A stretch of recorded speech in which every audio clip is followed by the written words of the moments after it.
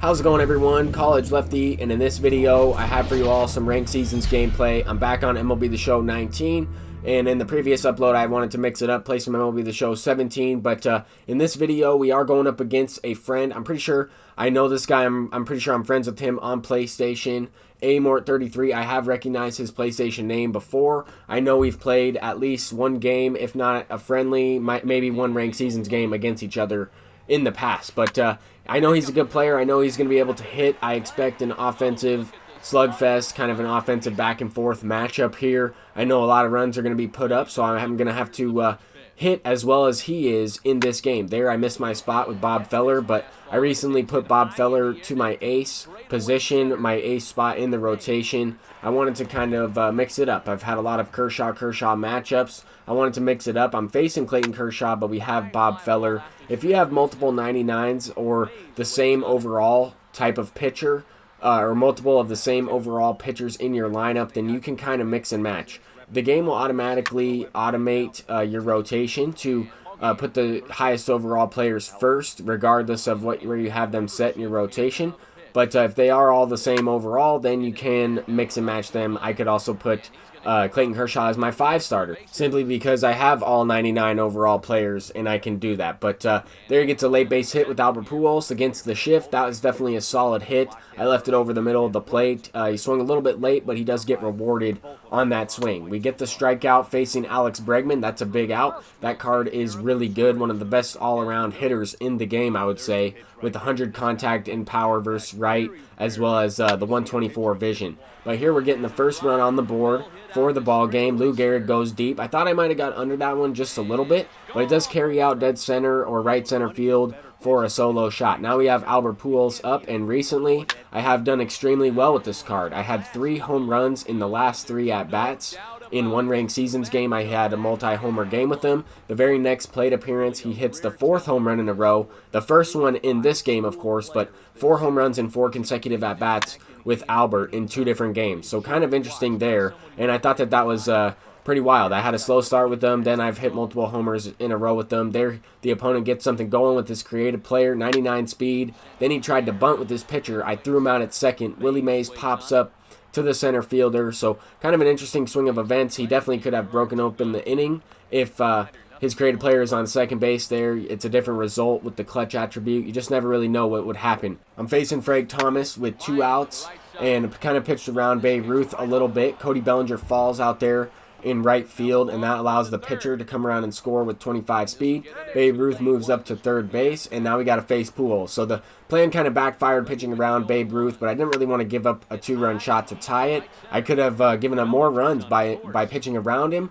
but I was also trying to get him to chase a bad pitch and get himself out to end the inning. Anyway, I was able to get him with that fastball up and away to Pujols, a pretty good pitch. This opponent fooled me there with that slider on the outer half. It struck me out looking with Willie Mays and really not reading that slider on the outside corner. Right? If he continues to throw that, I might be in a little bit of trouble, but we get the ground ball in a double play situation. It just gets through the hole, and not really anything you can do about that. Pretty decent pitch. I kind of wanted it a little bit more outside than it was, but it is what it is. Now we're facing the creative player who topped out, or he hit an infield single the first at bat. Now he goes deep with a 3-run shot. Now he has the lead, 4-2 game, and we're almost halfway through the ball game. Only 6 runs scored. I definitely expect to more runs to be scored. If I'm able to hit and able to come back in this game, I expect that he's also going to be able to score a few runs. So we really need to pick it up right here. Bottom of the 4th inning with 1 down. We have Hornsby up at the plate, and Rogers Hornsby has an amazing swing. One of the best swings from a right-handed hitter in the game, in my opinion. He does have pretty good stats, just enough fielding stats out there for second base. I've kind of mixed and matched with my second baseman recently, but we are going with Hornsby. He gets a clutch hit. Now we have Pujols up. I wanted to continue on the streak with home runs, but that will do. That's a base knock. That's going to score another run, so kind of chipping away. It's a 4-3 ball game, and I would have liked to tie the game up right then and there because you know that this opponent is still going to be able to score some runs. Luckily, he doesn't hit that pitch out with Babe Ruth, but that's kind of what I was trying to avoid earlier in the game. If he's got runners on base in that situation, that same hit result is probably a home run.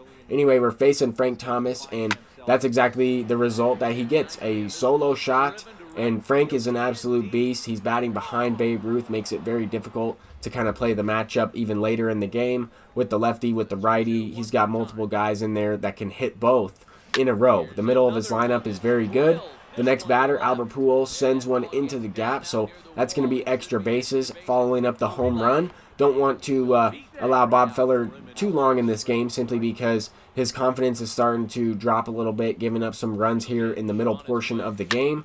Not really getting the best results. I mean, I'm getting the ground balls. They're just finding a hole in this situation, and he's going to expand the lead once again. He makes it a 6-3 ball game. Just as I scored a run, he responds with 2. So not the best way, but I need to go ahead and respond myself. This is going to be a back and forth game. If we can keep ourselves in it and keep hitting, that's the main thing. I'm not going to be able to pitch, but if we keep the game close, we give ourselves a chance to come back and win in this situation. Hit a nice 2-out, 2-run shot with Babe Ruth, and that's exactly what I was talking about. Guys on base, Babe Ruth is one of the toughest outs, if not the hardest out in the entire game. I really do believe that, simply because he has the 125 contact and power, as well as the 125 clutch. I think that really makes a huge difference. A lot of players say that some of the players with high contact and clutch are some of the best hitters in the game with guys on base, and there's reasons for it. It's that reason exactly you get kind of a boost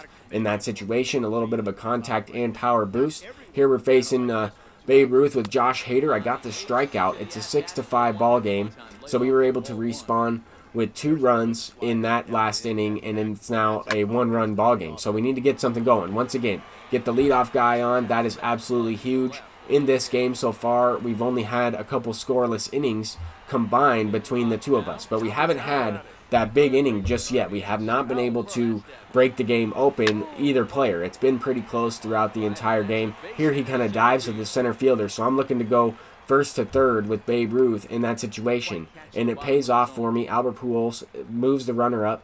Bottom of the 6th inning, we have Honus Wagner up, and this is going to be a kind of a sacrifice bunt in this situation. He beats it out, so it's a fielder's choice, but that was a terrible swing. We got lucky that we didn't just flare that to an infielder, and he got a pop fly out. And we also got lucky right here with Pablo Sanchez. That was kind of an interesting hit. It looked like it was off the end of the bat, and it was just a seeing eye single. He has had a couple ground balls that have gotten through, but that one to me seemed like it was a little bit questionable. This one, same type of thing here. I wasn't sure if he was going to make this play. I think he might have been able to just catch it if he didn't dive, but we're going to take advantage. I was sending the runners. There was only one down. That was probably the play of the game. It was tied up at that point, and if he catches that, it's a double play for sure, and he's out of the inning. But we're going to try and capitalize. Just like that, we hit a 2-run shot with Bellinger.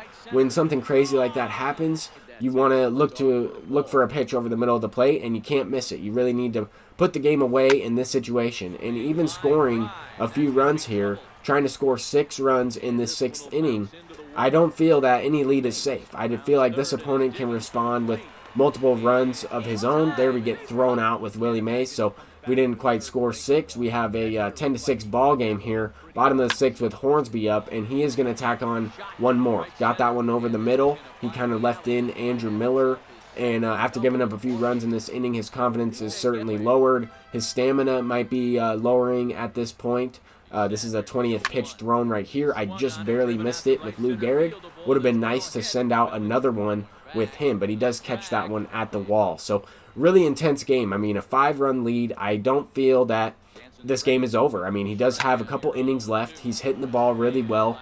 It's unfortunate that this didn't result in a home run for him. Whenever you're losing in the game like this, you really need everything to go your way. You have to get those late base hits to fall in like they did for me. You also have to get those good squared up hits to be extra bases, be home runs. And in this situation, he did get an extra base hit. But imagine if that one with the previous batter, Frank Thomas, falls in, or that one gets over. He's got a little bit of a rally going. So we get out of that last inning and respond with one more from Honus Wagner. Honus Wagner goes deep to dead center field. So some things that could possibly change the game have certainly gone in my favor. We have 18 runs scored between us, multiple hits, 25 hits combined. We get him with the strikeout there, strikeout looking from Billy Wagner, and that's pretty big. I was trying to save my bullpen. They have been pretty tired. I've been having to go to them fairly early in this game. We get a line out from his creative player, so he's definitely on the baseball. He could have had more runs scored, and I don't think he's necessarily done yet. I'm just saying, up until this point, he could have had a couple more runs. This is a lot closer of a game than the score actually represents, and it's still a pretty close game. I mean, it's only a 5-run lead. I've come back from 5 runs. It's more difficult with only a few outs remaining in the ball game, but we still have an opportunity. That's the thing about comebacks, is if you're able to shut your opponent down for a few innings, you can make that comeback if you stay patient at the plate, certain things like that.